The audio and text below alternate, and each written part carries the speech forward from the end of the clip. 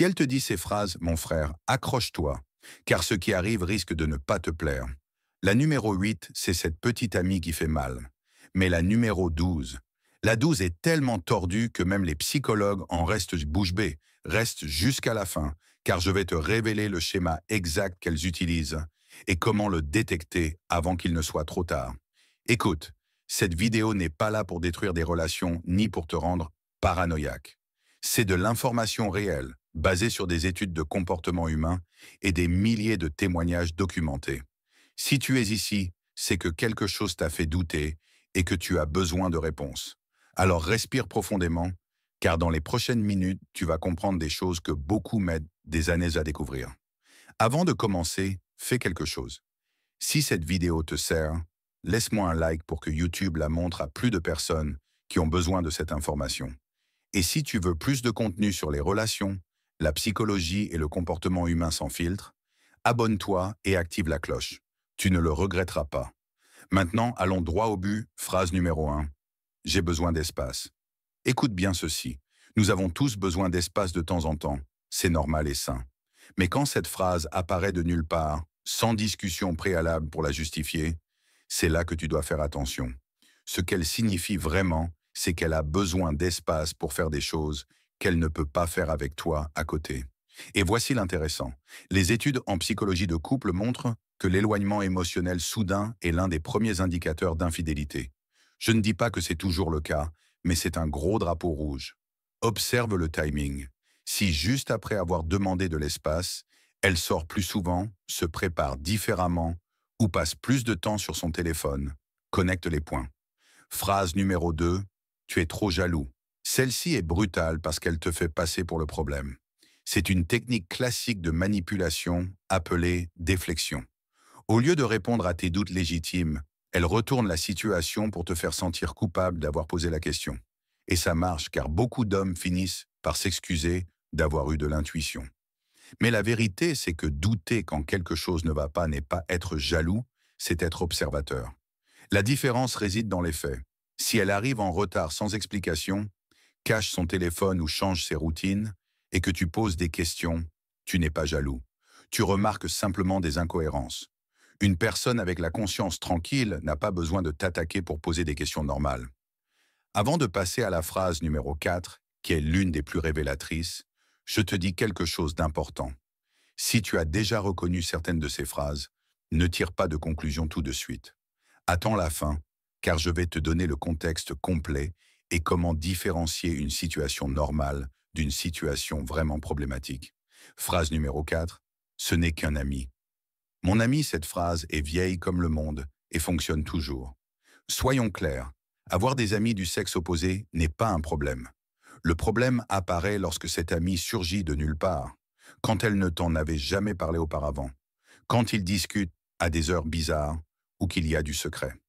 Les psychologues de couple identifient que l'infidélité émotionnelle précède presque toujours l'infidélité physique et commence par « ce n'est qu'un ami ».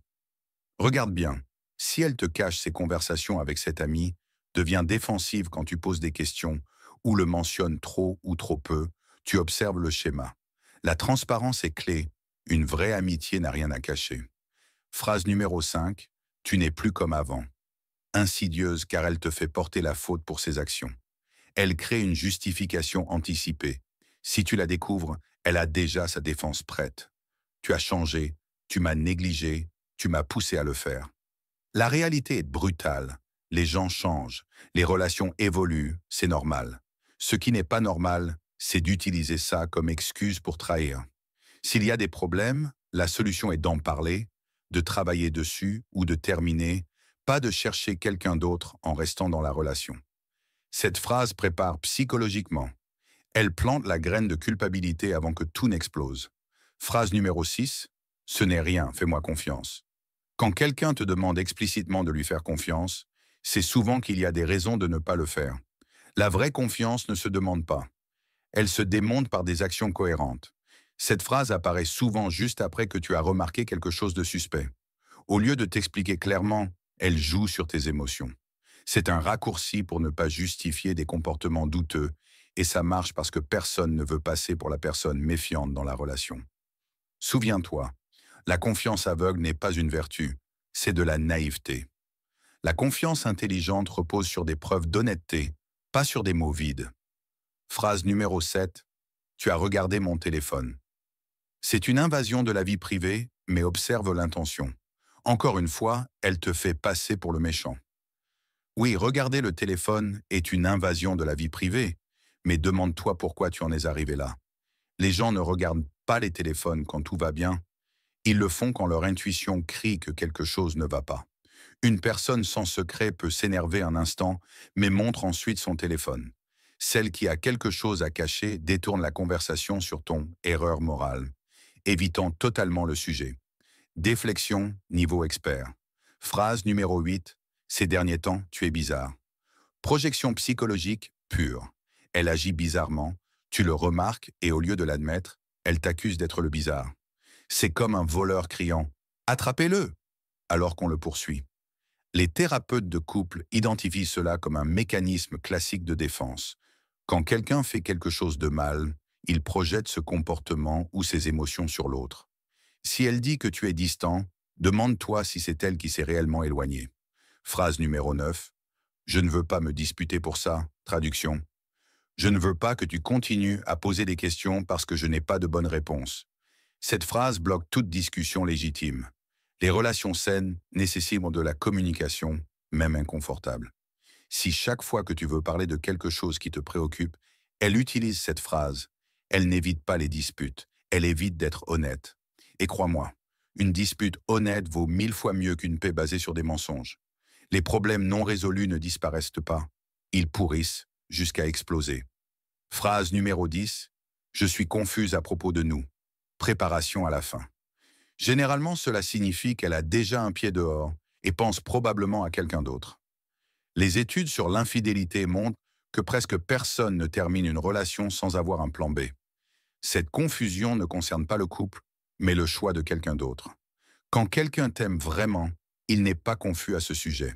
La confusion est une zone grise confortable pour garder les deux options ouvertes jusqu'à choisir. Phrase numéro 11. Je vais me coucher tôt. Simple, quotidienne, inoffensive. Sauf quand elle devient une excuse constante pour raccrocher vite ou ne pas être disponible le soir. Si après cela, elle est active sur les réseaux sociaux ou si sa dernière connexion WhatsApp ne correspond pas à son heure de coucher, sois attentif. Les changements de routine sans explication logique sont des signaux clairs. Phrase numéro 12. Je t'aime. Oui, tu as bien entendu. Quand elle sent que tu commences à douter ou que tu t'éloignes, elle augmente les démonstrations d'affection. Plus de « je t'aime », plus de tendresse, plus d'attention. C'est de la gestion de culpabilité et du contrôle de situation. Psychologiquement, cela soulage sa culpabilité et te maintient émotionnellement accroché, créant de la confusion. Je ne dis pas que chaque « je t'aime » j'étais faux, mais si c'est « je t'aime » augmente exactement au moment où tu commences à douter, ce n'est pas une coïncidence, c'est une stratégie. Alors, que faire avec toutes ces informations? Premièrement, respire. Deuxièmement, observe les schémas, pas les incidents isolés. Une phrase seule ne signifie rien. 3 ou plus combinés à des changements de comportement, là tu as un véritable schéma. Troisièmement, fais confiance à ton intuition.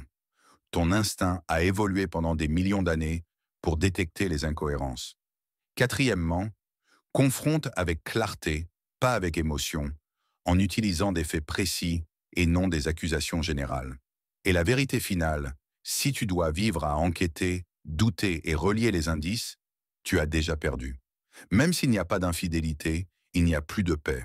Une relation sans confiance n'est pas une relation. C'est une torture volontaire. Parfois, la question n'est pas de savoir si elle est infidèle, mais pourquoi tu restes dans quelque chose qui te fait sentir ainsi.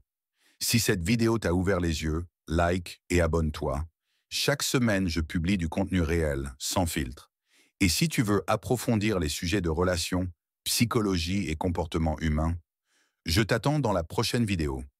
Signe qu'un homme est infidèle, car ce n'est pas une question de genre, mais de caractère. On se voit dans le prochain, et rappelle-toi, connaître la vérité fait mal, mais vivre dans le mensonge détruit.